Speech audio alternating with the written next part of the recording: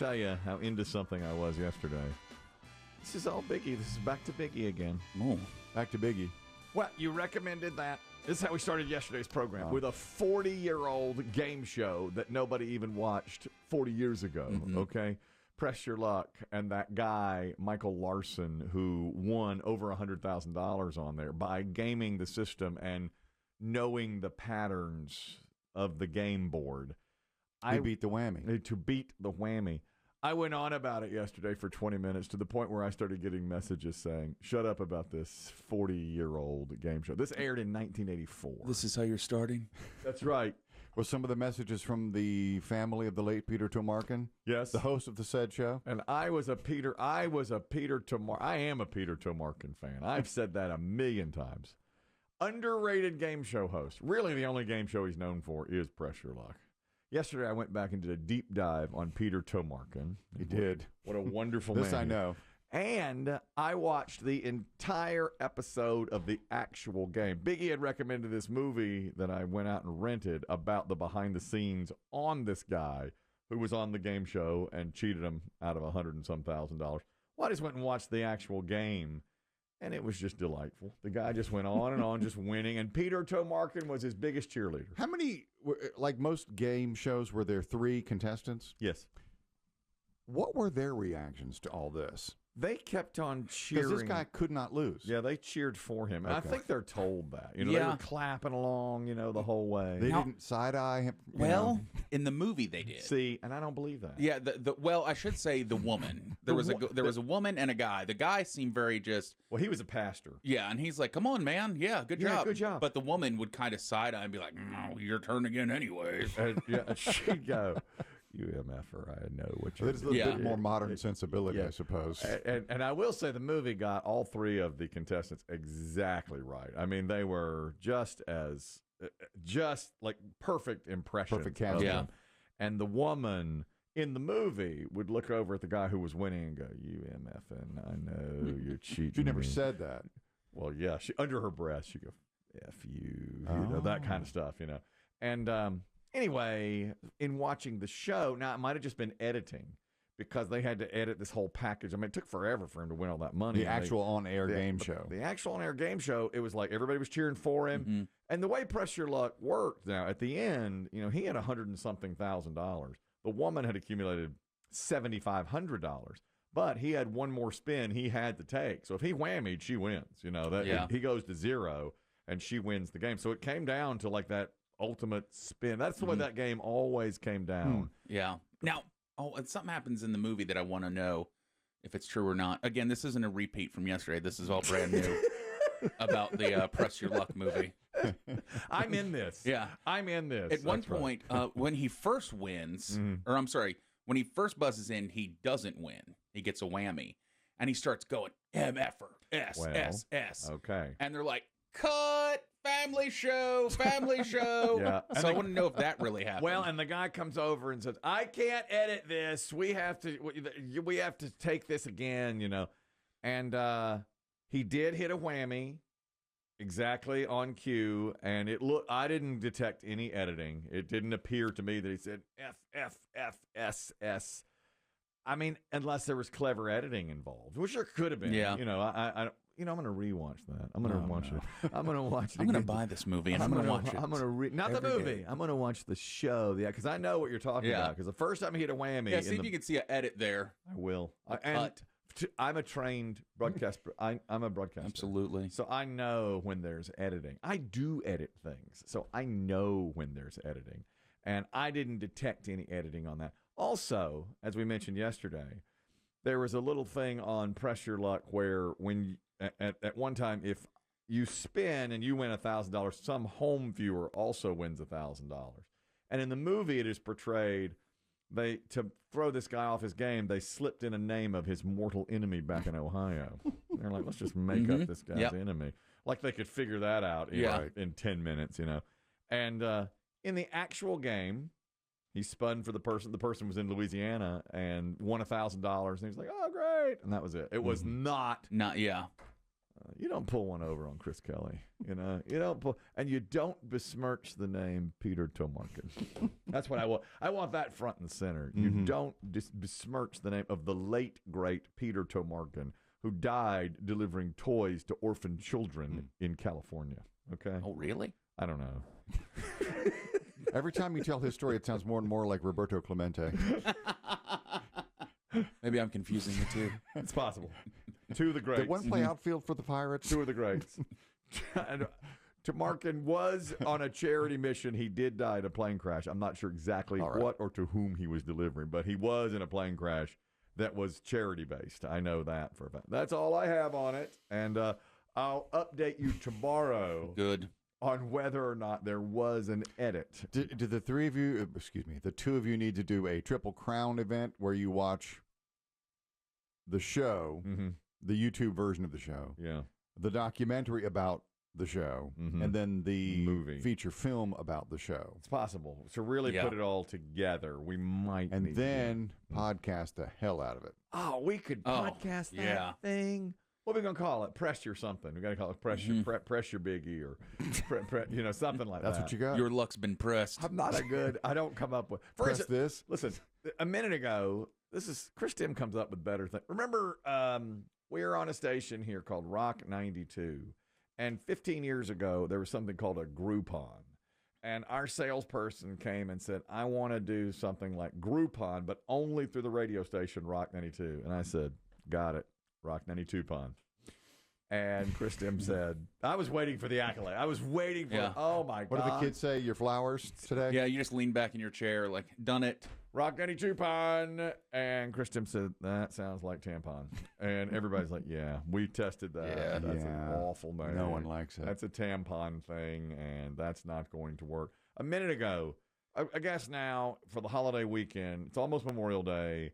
And here we have the Highway Patrol already starting their Click It or Ticket program. And I was astounded that they're still doing that. That is, if you're not wearing your seatbelt, you get a ticket. And I guess people still don't wear their seatbelt. It is a law. I mean, if you cross a state line, and chances are you'll see a sign that said seatbelts required. Oh, yeah. Like on an interstate. Yeah.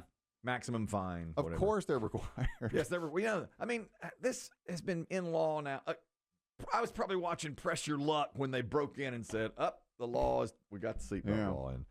So, now, was there a bunch of kicking and screaming at the time? Yes. Yeah. My mother My parents were not fans. No, because we didn't ever wear our seatbelts. They grew up in an era without seatbelts. Yes. But once you started wearing it, even my mother, after like a couple of months, was like, this isn't so bad, and it does save lives, and we put on our They truly do. So I guess people still don't wear it. So going into a holiday weekend, the patrolman will be out in force looking for people not wearing their seatbelt, and it's called Click It or Ticket. But Chris Demm said, let's do something different. Let's do phone it or bone it. Okay? If you're on your cell phone, you get a ticket. That's where I'd like to see better. Advanced enforcement. Exactly. Phone it or bone it. I want it put into place, and I want it for any holiday weekend. Look for people using their phones because you're going to find it all the time. What do you think if you were to talk to a state trooper, what do you think the biggest excuse that when somebody is seen using their phone, they pull them over? What do you think they say? I was GPS. I was using my GPS. I'm sure. Don't you I think? wasn't on a car. I wasn't texting. I was using GPS. But no matter what, if it's in your hand, you're looking Shouldn't down be at using it, yeah. Doesn't matter. I mean, look, I was caught checking email once years ago. You were drifted across the center line. Yeah, and they Thankfully, pulled me. it was in the middle of the night. It was, and they pulled me over for checking my email. And, I had to explain that I was on the way to work, and this was important. I had to, if I don't get my email, what's supposed to happen here? This guy, he's a fact checker. Right. This guy's the stats man.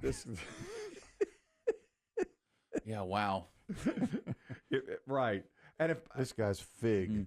See this? This is Fig. Fig. If I don't get back to Fig here, we didn't have Myrtle Beach Doug at the time. No, but not at the time. Now today, I could say this is Myrtle Beach Doug. Now, I'm not going to click this link because it's a metal song. Yeah. There's a bunch of guys with a lot of piercings in their chins and nostrils and what have you. Now, if I click this, I'm going to be frightened, and I'm going. But to... I have to do this before I get to work, officer. If I don't do this before I get to work, I have to delete this message without reading it before I get to work. Otherwise, my time. This is how I earn my living. I can't. I'm pressed for time. Last night, my daughter, both my children were home last night. Has your boy completed his work for the semester? He's done. Now, he's still got a job, and he's going back tomorrow because he's got summer school starting soon. Oh, yeah. And he's got a job at East Carolina. But he'll be home for 4 or 5 days at a time, different weeks this summer. So it's nice. He'll be around more. So he was in. That's why I didn't play Pickle Ball last night. I just told my wife, look, when my children are home, that's the attention. Spend time with the family. I said, I've got to spend time. Were they in their rooms on their phones? Yeah. And kids, your dad has to say, wants to tell you something. Oh, fine. Can we just go out? And my wife was like, don't use that excuse. We all know you've played many, many, many times when they are here and sitting all around. I said, look, I'm spending time with my children. This is what I'm a father. Okay. Yeah, they're my heart. Yeah. Okay. All right. Scotty Scheffler rubbed off on a lot of you guys. We get it. That's right. My daughter is starting to just dip her toe into the waters of what school and what career she's looking for. And she really now is into being a nurse or a veterinarian, something in the medical field. She loves animals, but she doesn't think she can be a vet because she doesn't want to see any animals suffer.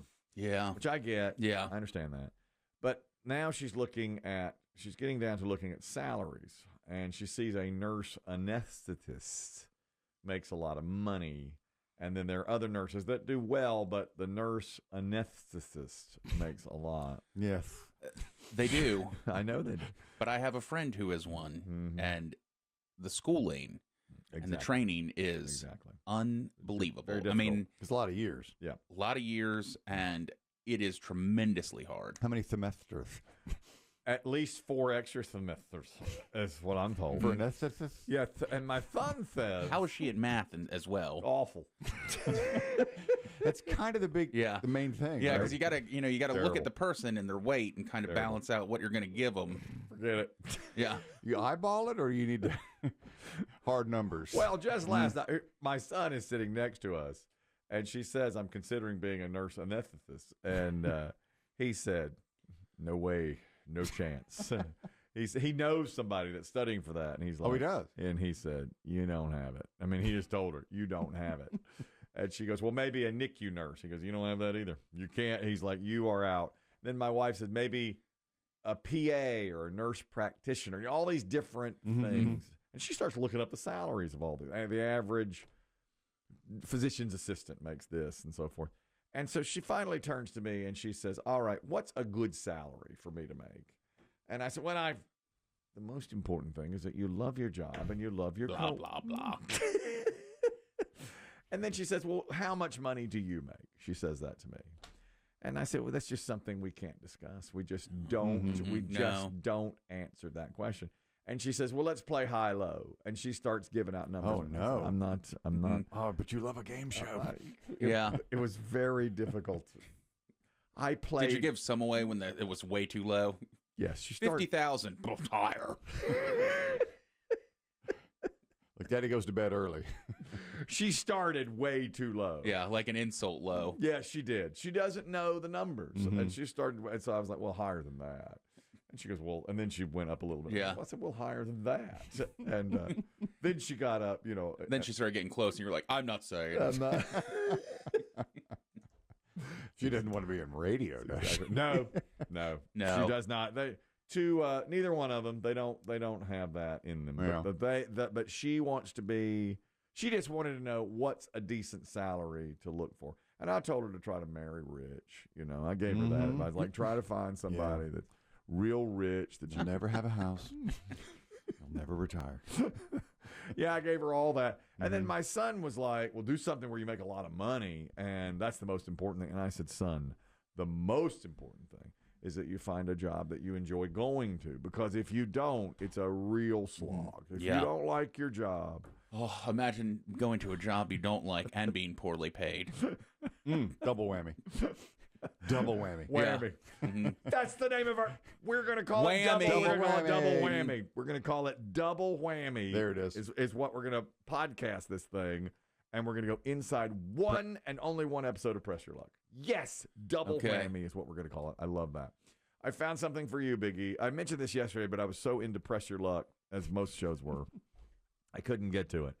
I have found a new drink. I was over at the old Trading Post. This was on Sunday. I just played 4 hours of pickle, okay? And I go into the old Trading Post, and I'm trying to get off Diet Coke, and I'm 2 to 3 a day now. I'm still drinking 2 to 3 That's a day. manageable, though.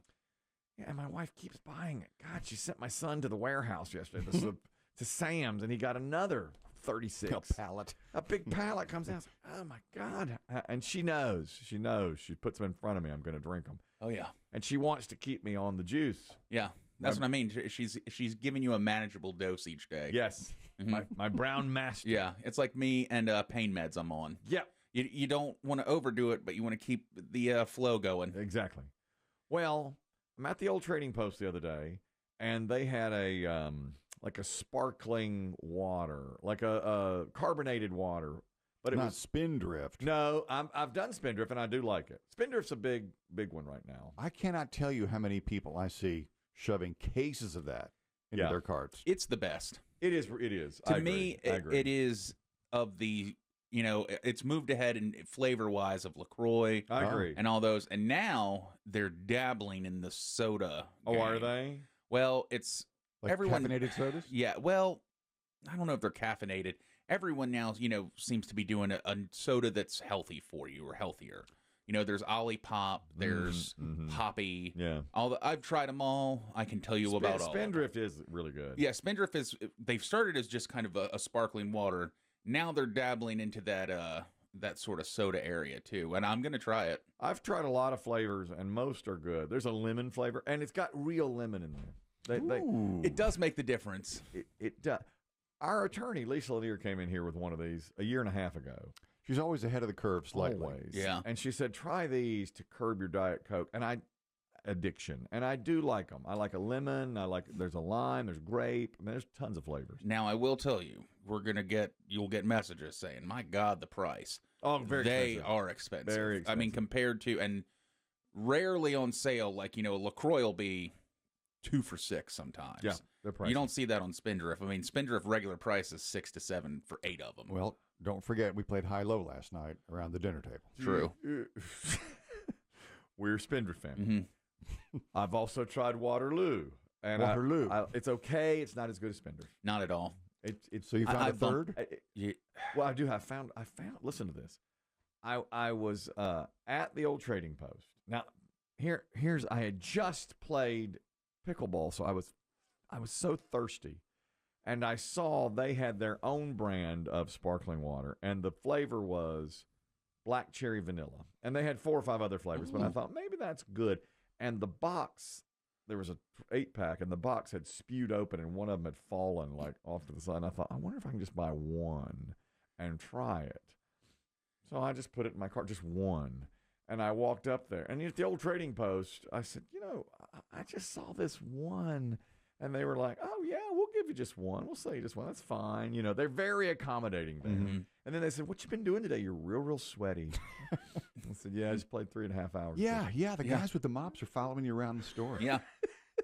They love it when you come in all sweaty and stinky. So do the customers. Yeah. A lot of them think you're going to rob us, but then you don't. I can't remember what drug it is that gives you that high fever where you have to rip your clothes off. Remember the people eating faces in Florida? What was that drug? That bath salt thing. Oh, yeah. That's bath salt. Bath salts, yeah. Yeah. Your temperature skyrockets. Yeah. They may sell bath salts in there. I don't know. They just might. Yeah. I'm in the old Trading Post. I guess I get one. It's not even cold.